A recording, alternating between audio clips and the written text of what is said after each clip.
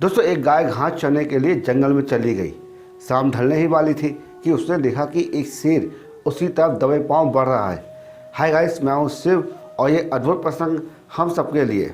अब गाय डर के मारे यहाँ वहाँ भागने लगी तो शेर भी उसके पीछे भागने लगा। गाय ने देखा कि सामने एक तालाब है तो गाय घबराकर उस तालाब के अंदर घुस गई। शेर भी गाय का पीछा करते करते तालाब के अंदर घुस गया। शेर ने देखा कि तालाब तो गहरा नहीं है, पानी कम है और कीचड़ ज़्यादा है। अब शेर भी तालाब के अंदर घुस गया और धीरे धीरे वो भी कीचड़ में फंस गया। गाय और शेर ज़्यादा दूरी में नहीं थे। अब वो दोनों धीरे धीरे कीचड़ के अंदर धंसने लगे। इतना धंस गए कि सिर्फ उनकी गर्दन बस दिखाई दे रही थी। दोस्तों, शेर और गाय दोनों कीचड़ में धंस चुके थे और दोनों हिल भी नहीं पाए थे। शेर बिल्कुल गाय के नज़दीक था लेकिन उसे पकड़ ही नहीं पाया था। फिर गाय ने उस शेर से पूछा कि तुम्हारा कोई गुरु या फिर मालिक है। अब शेर ने घबराते हुए कहा कि मैं तो जंगल का राजा हूँ, मेरा कोई मालिक नहीं है, मैं खुद इस जंगल का मालिक हूँ। तो गाय ने कहा कि लेकिन उस शक्ति का तुम्हारा यहाँ पर क्या उपयोग है। अब शेर ने उस गाय से कहा कि तुम भी तो कीचड़ में फंस गई हो और तुम भी तो मरने वाली हो, तुम्हारी हालत भी तो मेरे जैसी है।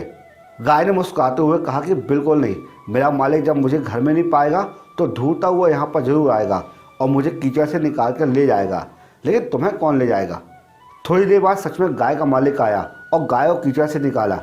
गाय और उसका मालिक दोनों एक दूसरे को कृतज्ञ भाव से देख रहे थे। दोस्तों, वो चाहते तो शेर को भी कीचड़ से निकाल सकते थे, लेकिन उसे कौन निकाले, कौन अपनी जान का खतरा मोल ले। दोस्तों, गाय समर्पित हृदय का प्रतीक है, बाघ अहंकारी मन है और मालिक ईश्वर का प्रतीक है। कीचड़ यह संसार है और यह संघर्ष अस्तित्व की लड़ाई है। दोस्तों, किसी पर निर्भर नहीं होना अच्छी बात है, लेकिन मैं ही सब कुछ हूँ, मुझे किसी के सहयोग की आवश्यकता नहीं है, यही अहंकार है और यहाँ से ही विनाश का बीज उत्पन्न हो जाता है।